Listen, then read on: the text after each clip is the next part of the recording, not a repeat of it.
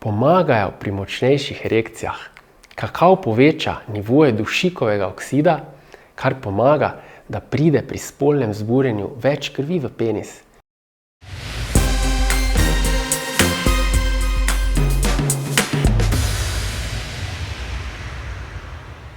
Jejte čokolado vsak dan.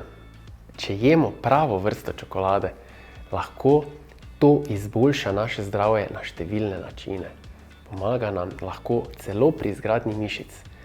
Nekje pred 10 ali 11 leti so se pojavile raziskave, ki so kazale, da je jedenje čokolade dobro za nas.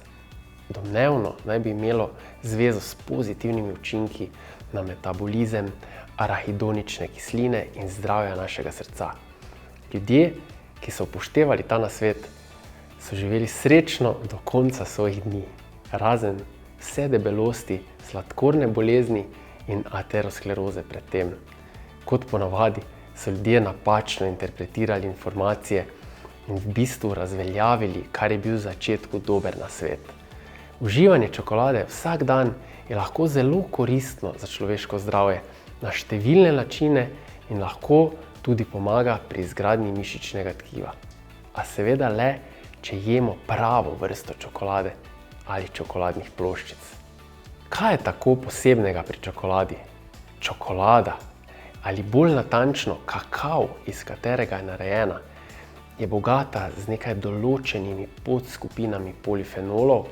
Te so znane kot flavantrioli, med njimi je še posebej pomemben epikatehin in proantocianini.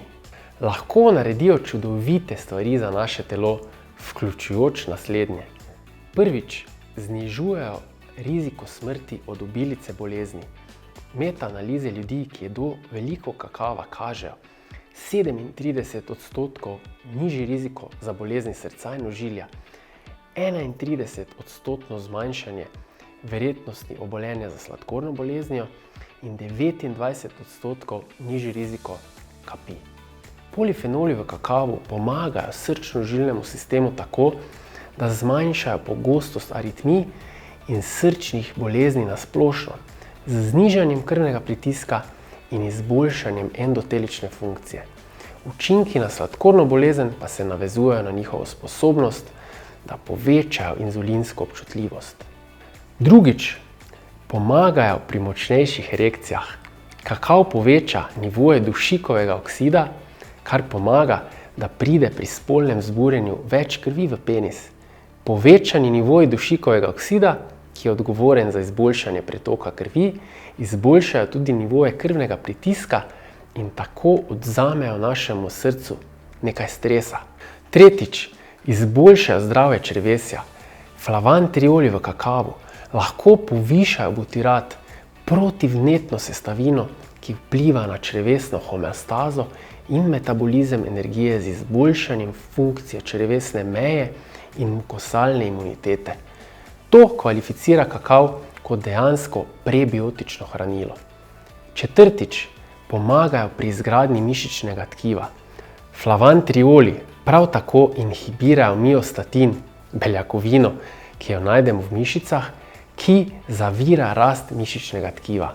Miostatin deluje v direktni opoziciji druge beljakovine imenovane folistatin, katere funkcija je povečanje mišične rasti.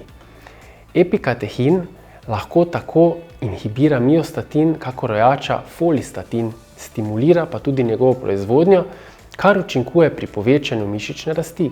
Poveča lahko tudi pretok krvi, zaradi česar je dobavljanje nutrientov integralnih za mišično rast lažje, poveča pa lahko tudi testikularno hormonsko sintezo.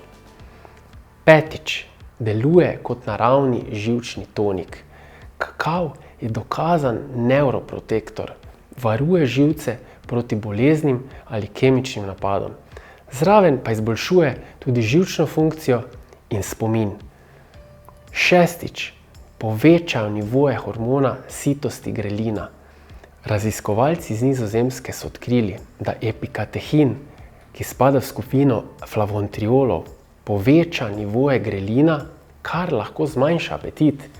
To mogoče razloži koristi od uživanja nekaj temne čokolade zvečer za preprečevanje mogočih nočnih požrtij. Kakao ima tudi nekaj drugih prehranskih koristi, visoko vsebnost mineralov, še posebej magnezija, zdrave, nasičene maščobe in pozitivni vpliv na dopamin. Katera je najbolj zdrava vrsta čokolade? Temnejše vrste čokolade so bolj zdrave, ker vsebujejo več dobrih polifenolov, ki jih želimo zaradi večjega deleža kakava. Vsebujejo tudi več kofeina, ki učinkuje sinergistično s polifenoli. Polifenoli v kakavu povečujejo učinke kognitivnega izboljšanja pri kafeinu, medtem ko simultano zmanjšuje njegove učinke povzročanja vznemirjenja. Staromodne čokoladne ploščice ponavadi vsebujejo veliko dodanega sladkorja skupaj z zaskrbljujočimi količinami transnasičenih maščob. Rezultat tega je, da nenamerno negirajo večino zdravih učinkov kakavovih polifenolov, ki jih vsebujejo. Nekatere od novih čokoladnih ploščic pa imajo manj teh prehranskih minusov, vendar pa je vseeno dobro, da pred nakupom preverimo naslednje lastnosti. Proizvedene naj bodo s temno čokolado, ki vsebuje vsaj 70% kakava. Izogibajte se mlečni čokoladi.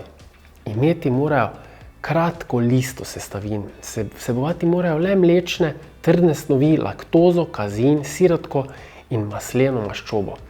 Zaužitje ene male ali polovico večje kvalitetne ploščice vsak dan ne bi smelo povzročati problemov in bo celo dobro za naše zdravje, če upoštevamo njihovo vsebnost maščob in opravimo prilagoditve drugje v naši dieti.